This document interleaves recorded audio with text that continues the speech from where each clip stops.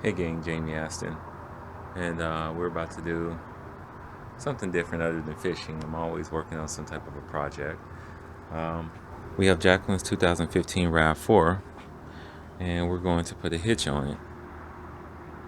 This is a Reese hitch, so let's get started. Okay gang, so what I did was, it's not complete yet, but we removed the exhaust little rubber ring right here. We just slid it off of this hook right here, the rubber ring right there. We just slid it off that hook so we could push the exhaust out of the way some. And really, I mean, this thing is kind of a beast. You probably need two people to hold it on one side or the other, but what I did was just use one of my toolboxes to hold one side up and laid underneath the doggone thing with my leg and foot holding the other side up while I mounted it up. But anywho, we have it up. Now we're just going to tighten it down and we're going to torque it up. Alright, we have the hitch mounted up, tightened down, and we torqued it to 65 pounds of torque. What I'm using is old school, but definitely recently made torque wrench. I just bought it today actually. It's a Craftsman. It's old school. Why did I choose an old school versus a click torque wrench? Well, with this one I can just throw in my box, and for the most part I don't have to worry about it being out of calibration. So it goes up to 150 pounds and it worked. Everything was good.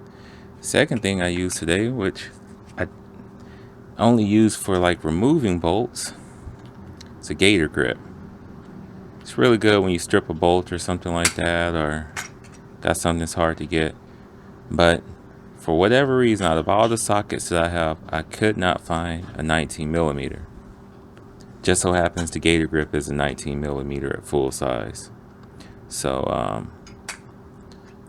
that saved me, but these spring pins, they just don't like, it just doesn't make it easy to drive bolts in or to test torque or anything with it, just because. So it's really more of a removing socket, emergency socket.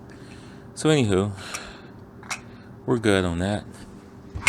Our final step is what we're gonna do. So we're gonna put these hooks, the exhaust hanging hooks right here, back on the little rubber piece, which is right here. Where is it? Right there. And it was so hard to get to the torque in place until I unhooked it. Underneath here there's another one right there, if you all can see it. I unhooked that hook as well, and the way I did it, I just used my Letterman, one of the flat pieces, put it inside the rubber, and then let it ride on top of the knife blade, on the flat blade off of it, because the rubber really is not going to come off of these little hooks. So you just have like a little ramp so I can go over it. 65 pounds of torque right there. This thing is good to go.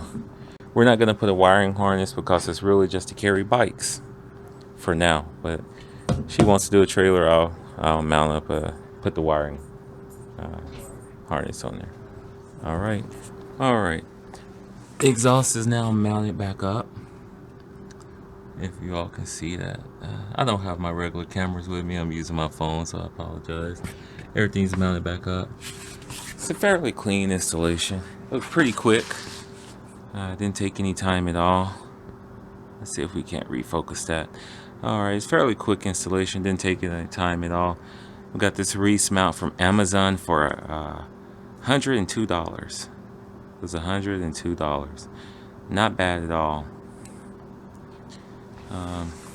Final step for me, take this ugly chrome thing off of it. There's nothing like that on the vehicle, so why have this little one piece of chrome on here?